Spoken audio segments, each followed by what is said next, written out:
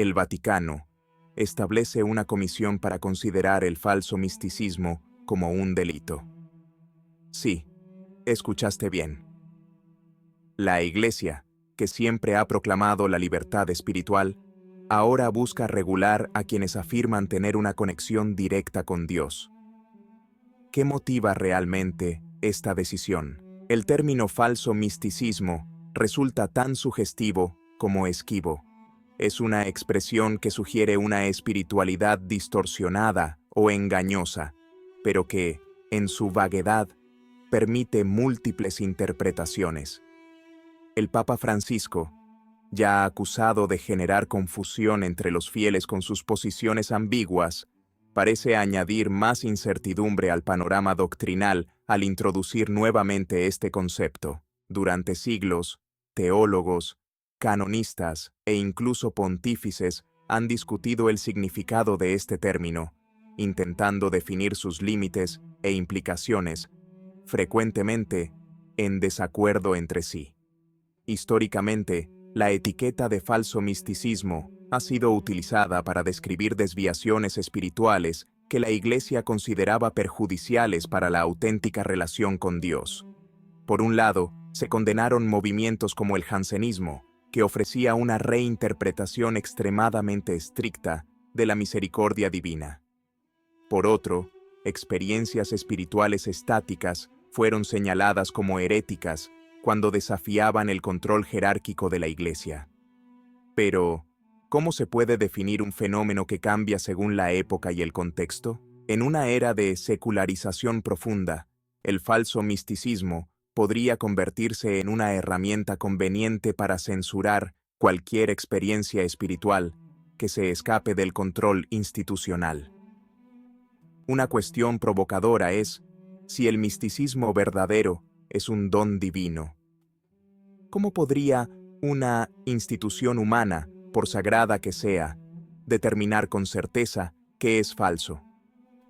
No corremos el riesgo, al perseguir lo falso, de silenciar experiencias auténticas de fe que no encajan dentro de los rígidos límites doctrinales? La misma decisión del Papa Francisco de abordar este asunto nos lleva a preguntarnos cómo un pontífice que se ha caracterizado por su enfoque pastoral abierto y por preferir el discernimiento sobre la rigidez puede justificar la criminalización de una noción tan subjetiva. A lo largo de la historia, el concepto de falso misticismo ha sido usado repetidamente por la Iglesia para reprimir movimientos de reforma espiritual que amenazaban su autoridad. Hoy, esta nueva dirección parece evocar aquellos tiempos, con el riesgo de convertir un asunto espiritual en un instrumento legislativo. El concepto de falso misticismo toca una fibra sensible en la teología católica: la tensión entre la experiencia directa de lo divino y la necesidad de control doctrinal por parte de la Iglesia. Por un lado, la mística siempre ha sido celebrada como una de las expresiones más elevadas de la fe. Por otro, ha sido constantemente objeto de juicio y sospecha, especialmente cuando no se ajusta a los modelos definidos por la institución eclesiástica. La historia nos muestra que muchos de los grandes místicos fueron inicialmente acusados de desviación.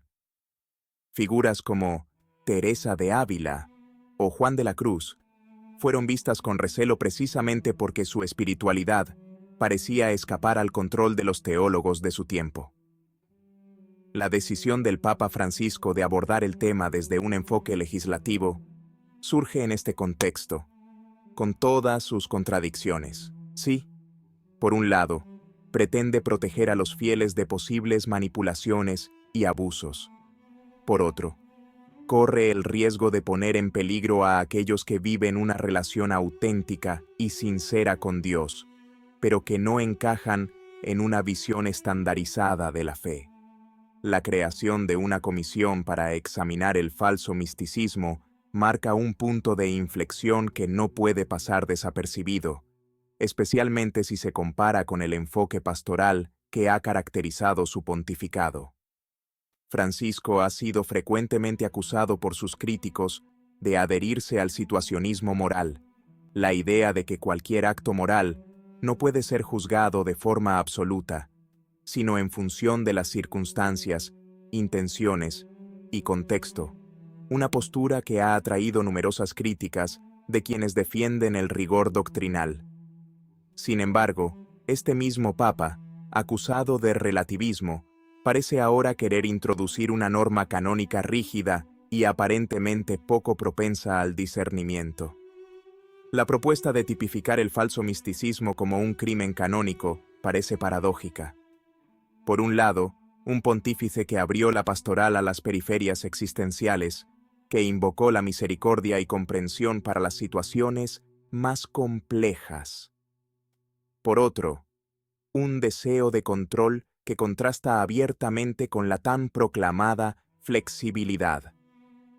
Es el mismo Papa que, en Amoris Laetitia, habló sobre la necesidad de comprender las circunstancias particulares de cada situación, incluso en cuestiones moralmente complejas, como el acceso a la Eucaristía para los divorciados vueltos a casar.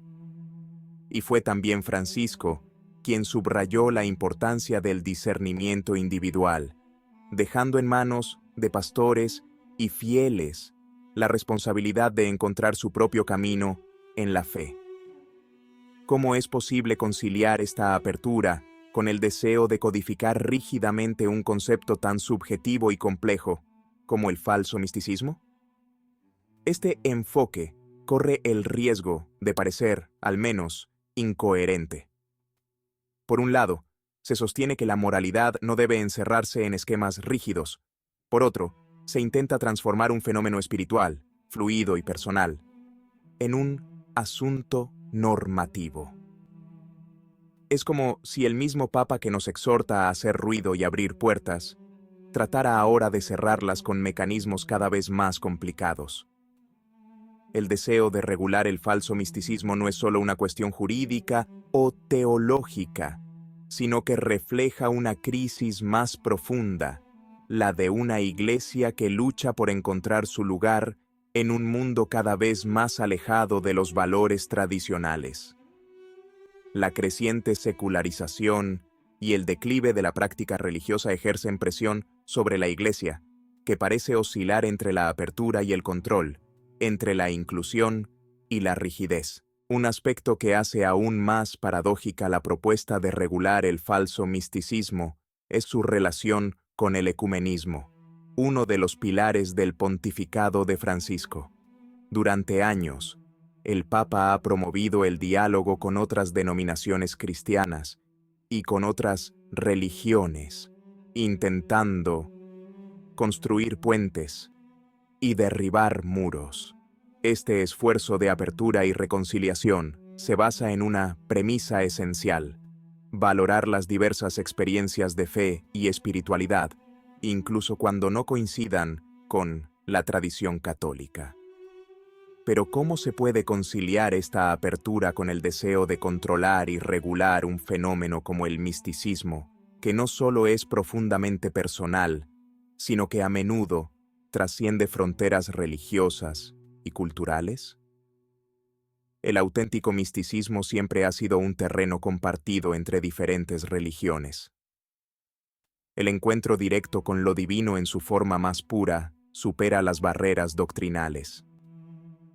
Intentar definirlo y regularlo dentro del contexto católico corre el riesgo no solo de sofocar la libertad espiritual dentro de la Iglesia, sino también de contradecir el espíritu de apertura que el Papa ha intentado promover. Uno de los aspectos más preocupantes de esta propuesta es su posible implicación para quienes afirman recibir mensajes directos de Dios, la Virgen María o los santos.